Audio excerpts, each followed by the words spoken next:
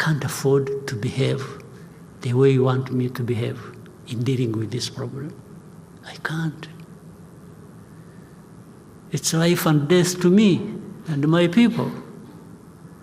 For you, it's just something you talk about, or you can call and give instructions while you are playing football or you are playing tennis or doing golf. It is as simple as that for you. But for me, just a blink at the wrong time, it's life and death for me. So I'm just saying, please also understand us and understand the people you are dealing with. We are not this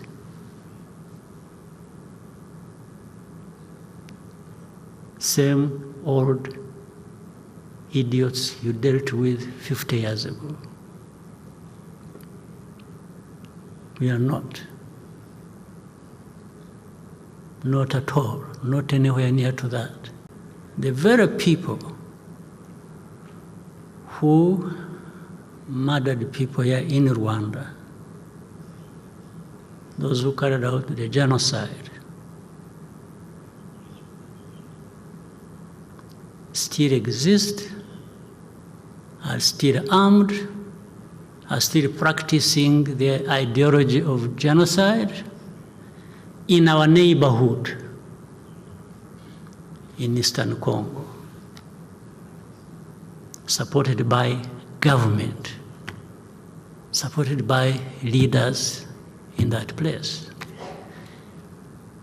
On the watch of this international community that talks about values, that talks about interests, that deployed this UN force into Congo to actually eradicate, among others, that problem that originated from here, be it the genociders or the ideology itself. And people do it with impunity. My worry is not about how powerful these people are that come down upon us and throw anything at us. I'm never worried about that. I worry about one thing, which has lived on for centuries. It's for Africans who sit back and find nothing wrong with accepting to be treated like that. That's my only worry. When can Africans refuse to be mistreated like this?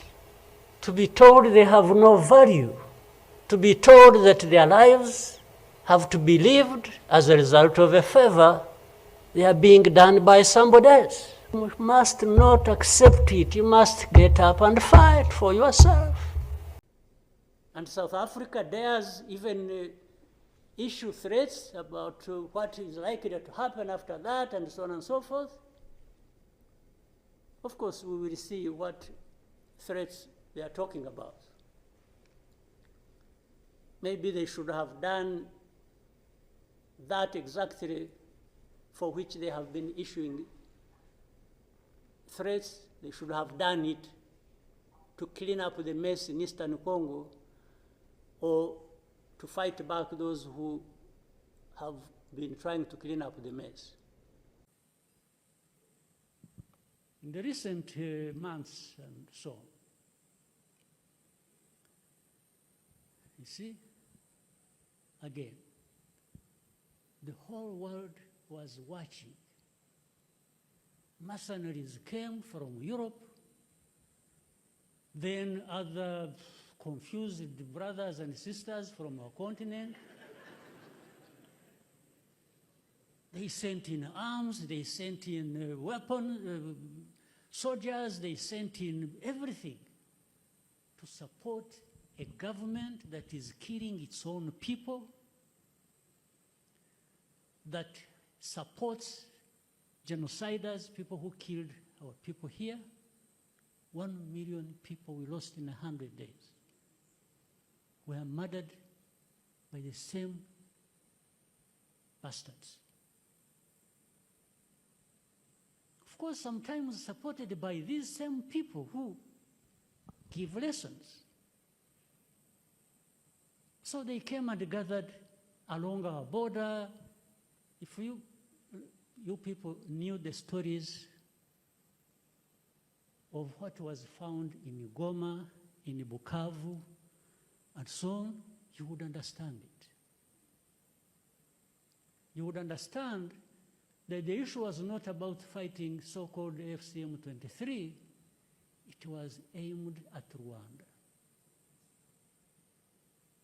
Boy, you ask them what happened.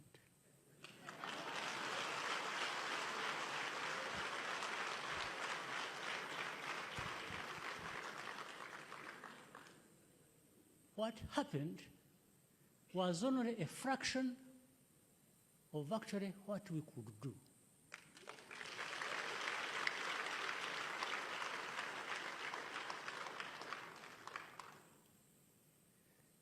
The same people you've been seeing after making sure that they can not to do any harm to us, and they gave up, we gave them passage through here to go back home.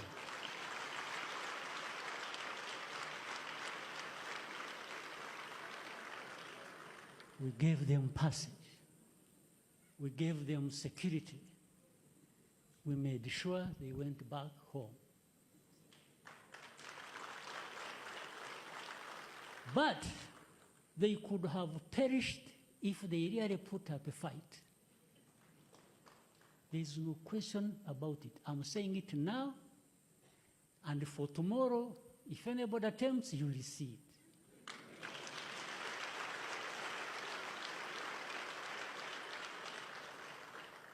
I'm not bragging. I'm not doing anything. I'm just saying the truth to whoever wants to listen. If you have other ideas, then we shall sort it out.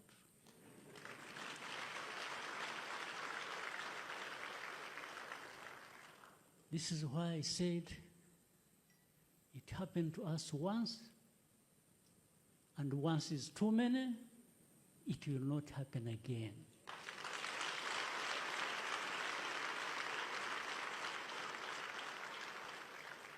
You used to hear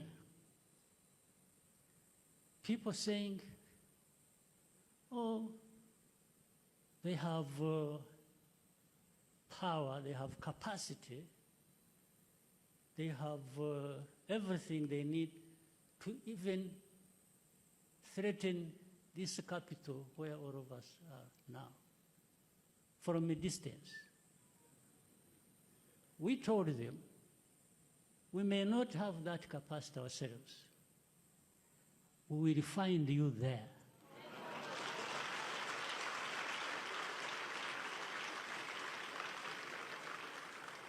We have the capacity, you don't know. We can walk 2,000 kilometers from here, fighting if and when we have to fight. The rest are just stories. These people who tell you nonsense, that they have drones, they have what, they will come and attack Rwanda, we will find you where you are launching those drones from.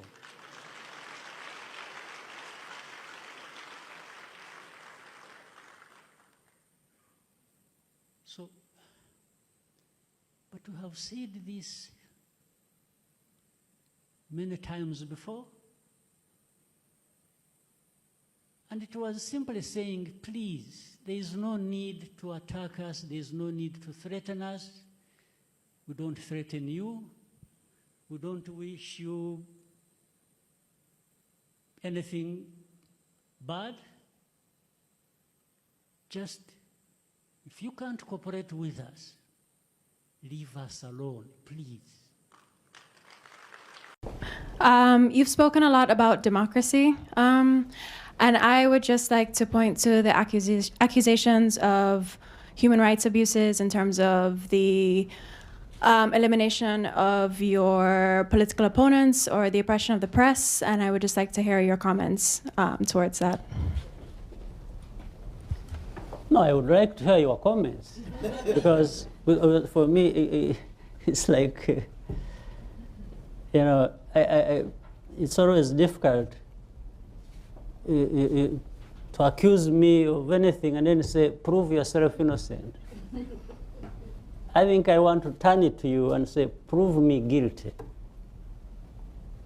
That's where the problem lies. You know,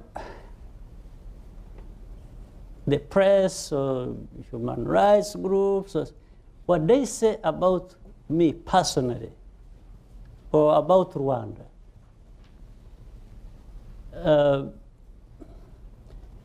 when you are in Rwanda and are dealing with these decent human beings also in Rwanda, and they tell you their own stories, you won't trace even 0.001% of what they're talking about. Oh. The real life there is completely different from what the young girl is talking about. Absolutely different. But people will stay here, will be here in the US and wherever, and they've never even been to Rwanda, they've never met Rwandans. The real Rwandans, they are there. Rwandans are there. The real people of Rwanda who are no different from you, what you aspire to be, to have, to do, they are no different. But it's as if Rwandans, Rwanda is treated like a botanical garden where you just go and water flowers and, you know, no, human beings like anyone in this room.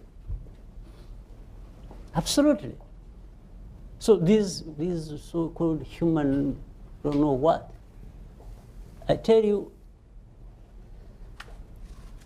half of my life I've been living in the trenches, not sure of living to the next day. I didn't fight to be the president of my country. Never. It came by accident, I think. So I was fighting for my own rights, which anyone in any human rights organization could not give me. And even now cannot give me or cannot give Rwandans. So it's cynical and absurd that anyone would just be there talking about violations, you know, me as the leader of my own people to be accused of violating their rights. It's just an absurd insult. But my answer is simple, is to do my best to serve my people the best way they can be served. That is the answer. That's a great last word. Thank you. President Paul Kagame of Rwanda.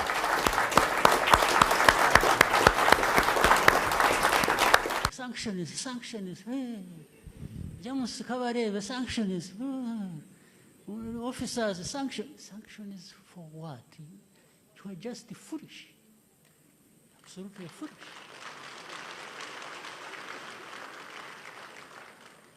My family left this country when I was 4 years old. Became refugees in Uganda. Lived a refugee life for 25 years. A big part of that in a refugee camp, literally. So there are many who share the same story as mine. And because of that background, that history, as we grew up, we got involved in struggles to try and address this problem of statelessness, of being a refugee.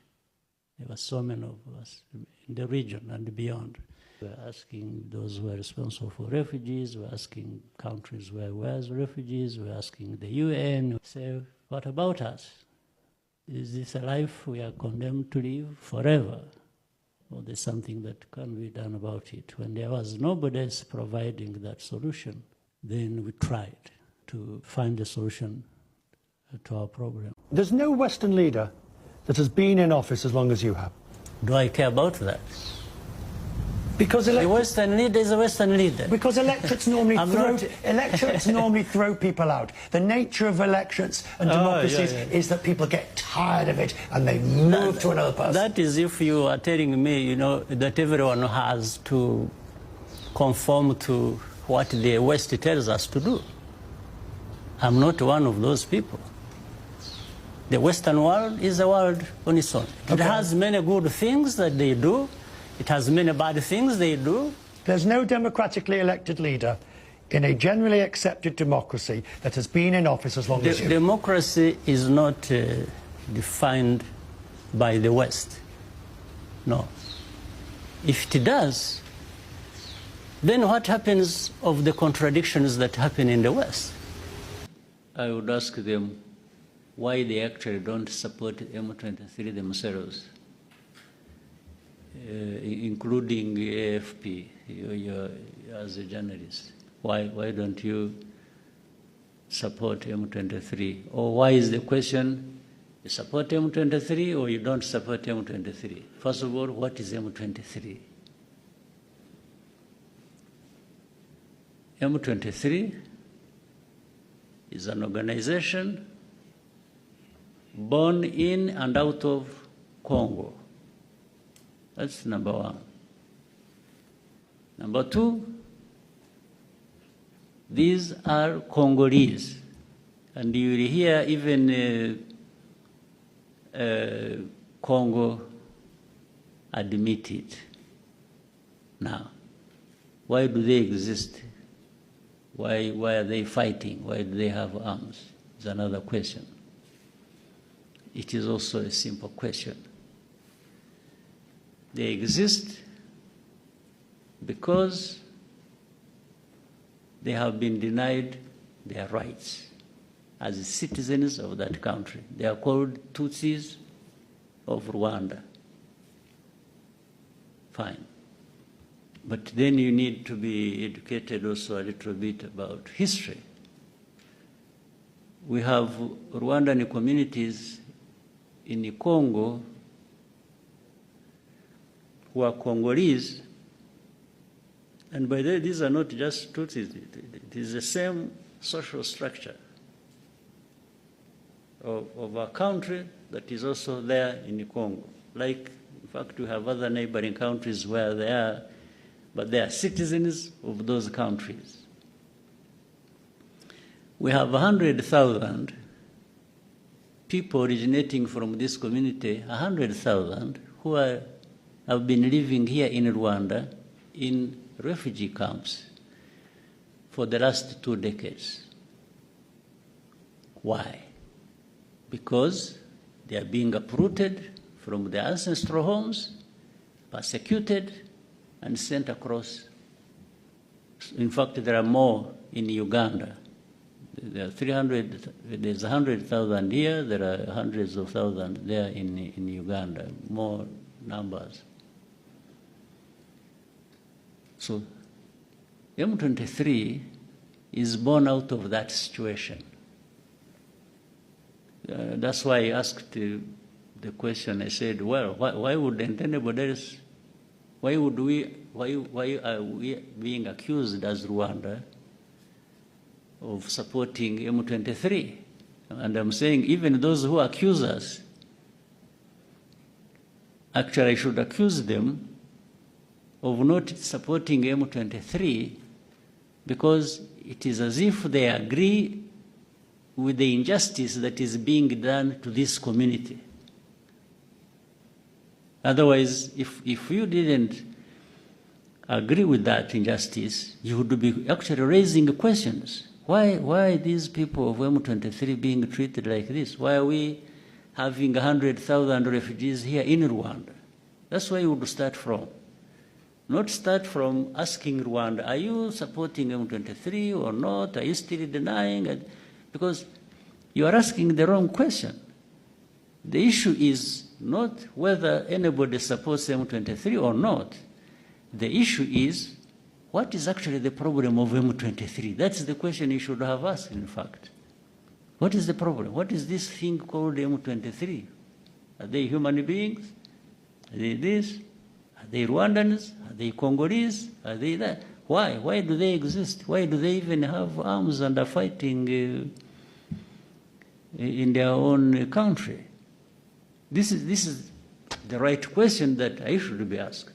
So whether Rwanda supports or associated in any way is actually immaterial. It is irrelevant to the question. Or even you, if you want to educate yourself or educate the public, the question should have been simple. Ask me, by the way, what do you understand the M23 to be? What is it? That's a fair question. That's the one I would wish to be associated with rather than whether I support or not